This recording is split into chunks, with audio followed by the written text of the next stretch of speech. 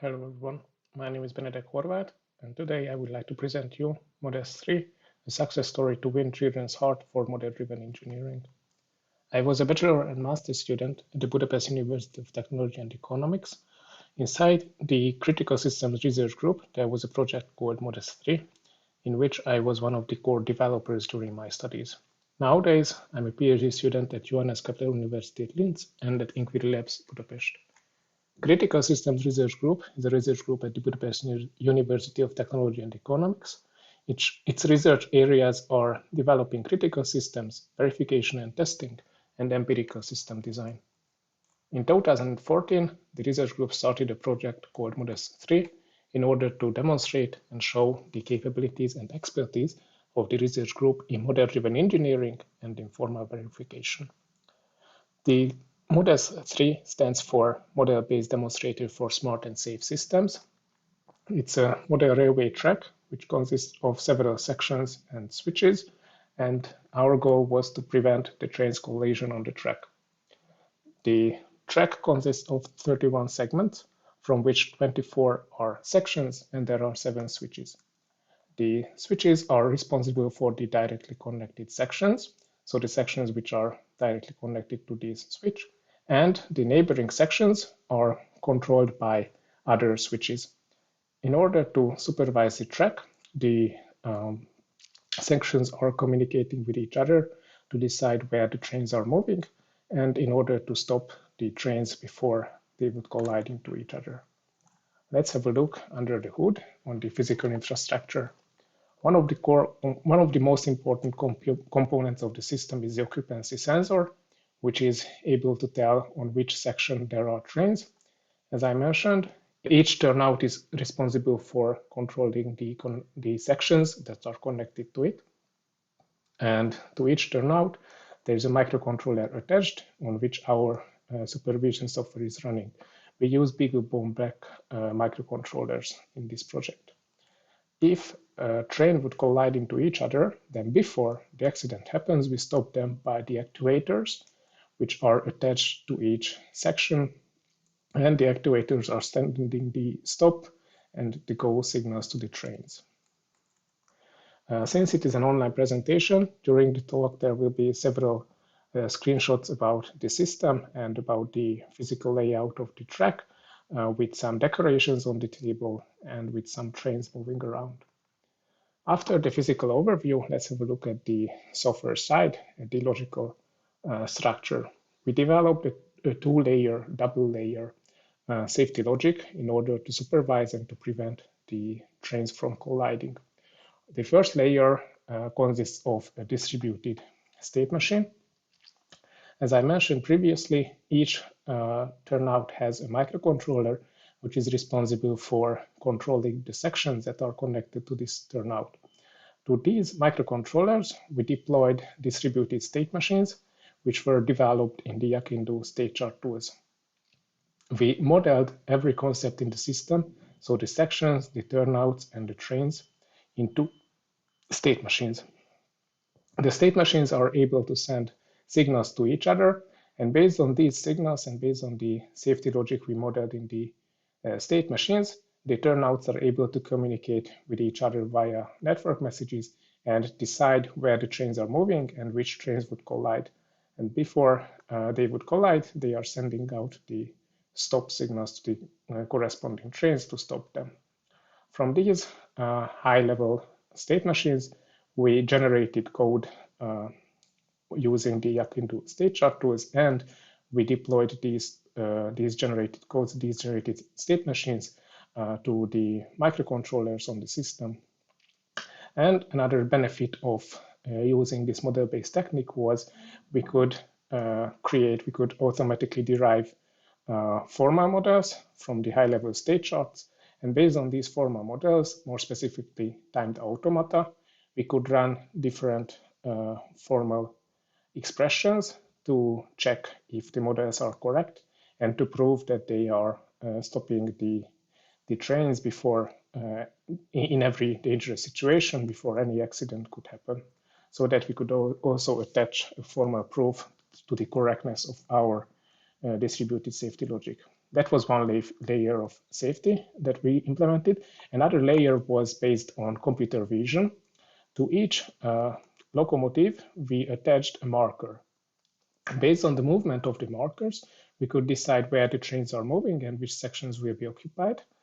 And from these coordinates and these marker information, we implemented a graph model in memory, which is processed by the Viatra model query and transformation framework.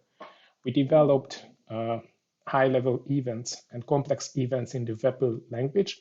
For example, we modeled how it looks on the how it looks in a graph when two sections are occupied and when trains are moving certain directions.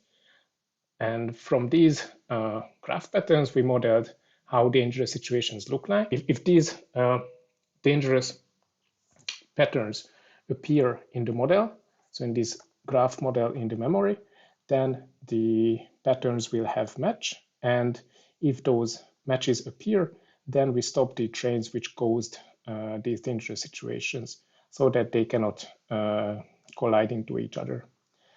And these two layers, these two safety layers are independent from each other. And if any of them sends out the stop signal, then the corresponding trains will be stopped.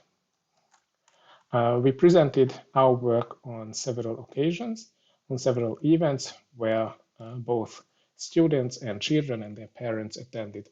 Our main targets were the researchers' night, because that's where primary and secondary year students go, and also their parents go there who have some interest in science and see interesting presentations.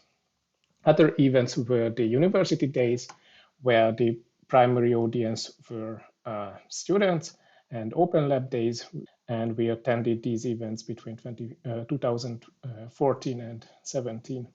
And in 2016, we participated in the Open IoT Challenge. The goal of this challenge was to combine different open source IoT technologies to prove their capabilities and also to create very interesting demonstrators. And we were lucky to win the third prize on this competition. And in the following year, in 2017, we presented our work on the EclipseCon in Ludwigsburg. The participants of the conference could control the trains remotely, and our safety logic was running in Budapest and was stopping the trains before any dangerous situations could have happened. Let's see some pictures from these events. As I mentioned previously, at the researchers' night, the target audience were children or primary and secondary year old students. And on these events, we brought the model railway track. We got several displays on which we could explain what is going on the track. And the participants of the events could control the track using the remote controller, and our supervision system watch the track and follow the trains before they would before any accidents could have happened. And there are some more there are some more pictures about these events with some more decorations on the track. And as I mentioned, besides Researchers' Night, we also attended University Days, where the target audience were university students or secondary school students, their parents, or interested researchers, and so on. So for University Day, it was a broader audience. And let's see how we won children's heart for model-driven engineering. Well, the secret ingredient of the track was basically the trains were transferring several sweets and gummy bears or other kinds of sweets.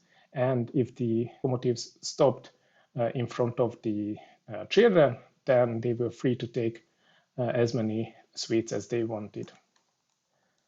And besides these events, we had several other publications.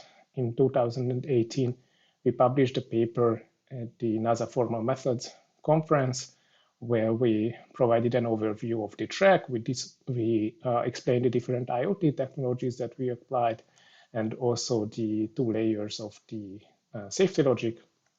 These two layers were presented in separate research papers as well. In 2015, we presented the graph model-based supervision system, and in 2014, we presented the distributed state machines. There we have a YouTube playlist where you can watch several videos about the track, a promotional video, and also a video about the everyday life of the trains on the track. So how they are moving and when they are stopping and so on. And finally, I would like to thank all my former colleagues, student colleagues, without whom we couldn't have built this track. And we would like to also thank for all the supervisors who gave us guidance and also supported us through this journey to build the track and also to build the software, correct it, and without them we couldn't have participated in these events. So I would like to thank everyone who was involved in this project. And finally, without our sponsors, we couldn't have attended this project. So I would like to thank the companies, the research groups, the people involved in it, and also some other sponsors who provided us help or support through this project.